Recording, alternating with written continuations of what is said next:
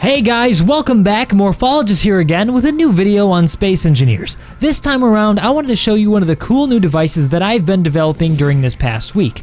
I like to call it the beacon bomb. What it does is essentially fly towards a target and with a timer block, releases all the beacons that are attached to it at once in several different directions. Now what this does is it causes confusion to your enemy, but also it wastes the ammo of your enemy's turrets. Now this can create an excellent opening for you and your team to get in on the enemy's base and take it over. Or alternatively, you could also deploy several other bombs to fly towards the target, and while those turrets are distracted, blow up your enemy before he even realizes what's going on. But wait, there's more! I also developed another platform with a slight modification to the existing frame to deploy a bunch of bombs at once, essentially making a very effective cluster bomb. Now, in case you're wondering, I did use some custom blocks which will be down in the info section of this video if you're interested in downloading them for yourself and trying to build this for yourself. However, you can build this in the vanilla version of Space Engineers. It will just be a little bit bigger. For the two versions that I've just shown you, I've been using small blocks, but there is a potential to make this much bigger. And that's exactly what I did in this next example. But instead of having them all release at once, I set them up to sequentially release towards the target. What that means is that each explosion takes off a layer of the armor.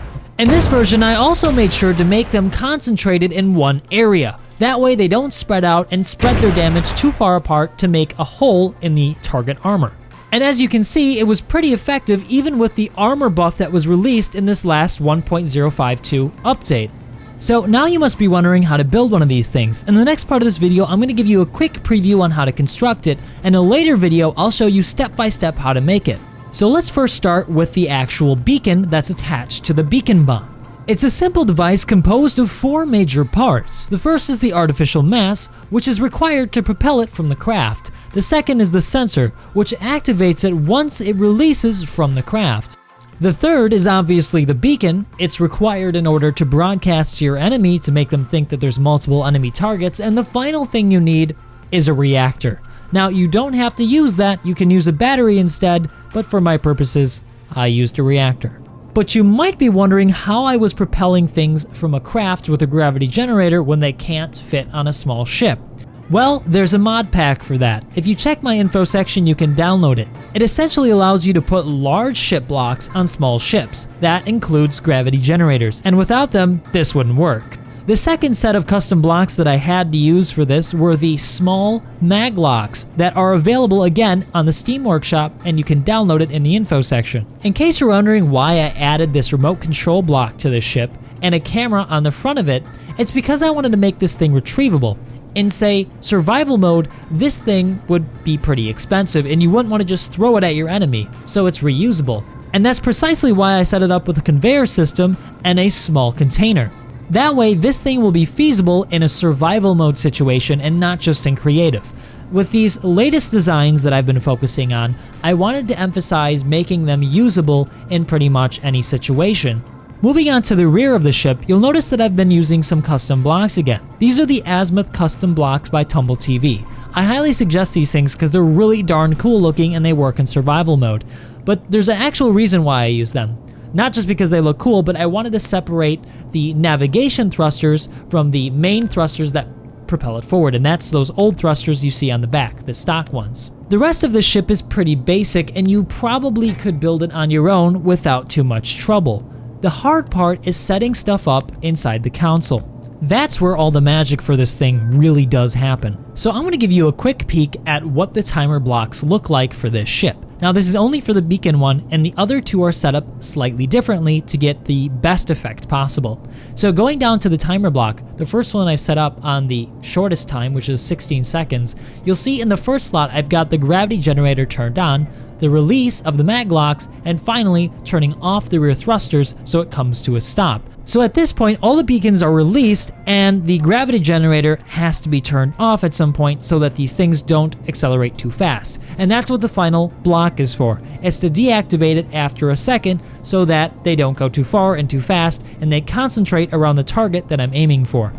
Taking a look now at the other version, the one that scatters all the bomb towards the target, it's set up slightly differently, and that's in the timing. Taking a look in the console so that we can see what the timer blocks are doing, the first timer block that I set up only releases the blocks forward and turns off the forward thrusters, as you can see on the bottom here. So it's not yet pushing them forward, it's just releasing them. I wait to activate the spherical generator until it gets a little bit of a distance away. That way it's more concentrated with the burst and they don't go too far all over and don't hit the target at all. This is accomplished through a second timer block that activates shortly after the first. That way I get the desired effect. I employed a similar principle for the large version that I showcased earlier, but in this case I used a lot more timer blocks to release them all sequentially. And that's exactly how I was able to achieve some ridiculous armor penetration even with the new armor buff update. So now let's take a quick peek at how this thing works with those timer blocks. I've listed them all sequentially, and it's been constructed so that the timer blocks are all underneath each one of these maglocks. This way it was easier for me to keep track of which one's which when I went back into it and programmed those timers.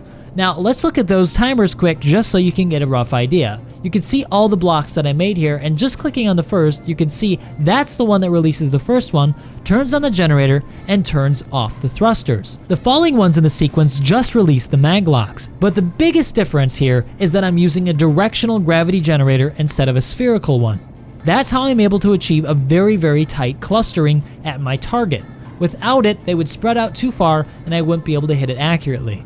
So that's the short of it, guys. If you want to get a full guide on how to make any of these objects, just let me know in the comment section. I usually like to share my knowledge and let you guys know step by step how to build anything I present. But in this case, since I have 3, I'm interested to see what you guys want to see first. Before I end the video though, I want to give out a special shout out to my friend Brad Fusion who helped me shoot some of this footage. So be sure to check him out, and I'll see you guys next time.